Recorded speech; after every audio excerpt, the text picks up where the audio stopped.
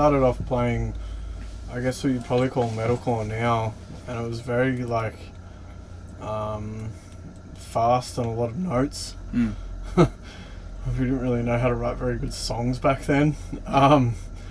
And I mean, back then, I'd kind of gravitate towards like the Aftermath, because it was like really punchy and aggressive. I was also playing like I had War Pigs in a guitar for a while. They were a little dark for what I was doing back then, and the Painkiller too. Yeah, that was kind of more suited to that sound. And then around the time that the Black Hawk came out, we started tuning a bit lower, and then that pickup was great for us back then because it was like a thick, full, tight sort of sound. And you know, the range of the tunings we were starting to work with was getting broader as well, and a pickup like that's really good for marrying that together. And then when we got to our third record, we started playing a lot more prog sort of stuff in our songs. There's a lot of different tones and textures going on, more atmosphere, more delays, cleans, breakups, stuff like that. And that was around the time the Impulse pickup was developed. Yeah. So I was looking for something with a bit more of a broad mid-range. Yeah. And a little less output.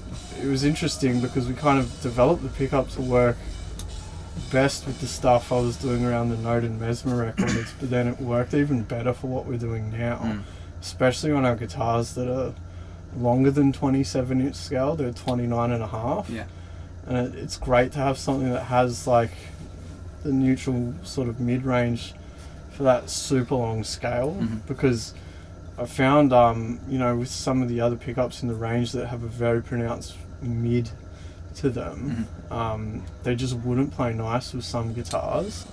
I feel like it really allows me to make the most of different boost pedals as well for a high gain amp, because it does have that flat sort of mid-range to it. Yeah. So you actually hear a pretty big difference between like a clon type or a tube screamer or maybe something else.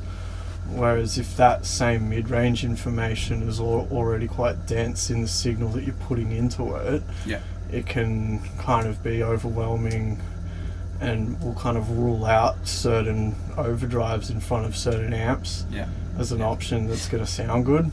You know, I like to hear all the components of the signal chain and really use the amp and the cabinet especially to kind of sculpt where the guitars are going to sit amongst everything else, and it's a perfect pickup for that. Yeah, awesome. It's actually always worked really well with modelers. So like I've been using it since we were using Axe Effects, even like way back in the day, and because of what you said before, like the delivery of power that it has, it's always just sounded great through anything. And I noticed like some of the other guitars that I have at home that'll have different sorts of, you know, pickups, and it might sound great through a real amp or through the modeler, and then, you know, I play it through something else and the dynamics just totally change, which can be pretty off-putting. But it just kind of feels like the same block through everything, which, you know, what I'm trying to do with those guitars, absolutely perfect, because if you're recording something and it's consistent, like, just makes your job a lot faster. I was really happy we could get it into my signature Jackson as well as a stock option, so people can just pull a guitar like that off the shelf and have something that just works in it. You know? I used to be into super fancy guitars, and just like the more I toured, the more I realised they just didn't serve me, because it might be so nice to have a guitar with a 7A quilted top on it and a million different switching options and this and that, but if you take it on tour and it doesn't intonate, or the electronics break, or, you know, something happens to it, then it's like, it's worthless to me. Sure. So I'd rather just have something simple that just does what I want it to do really, really well. Yeah.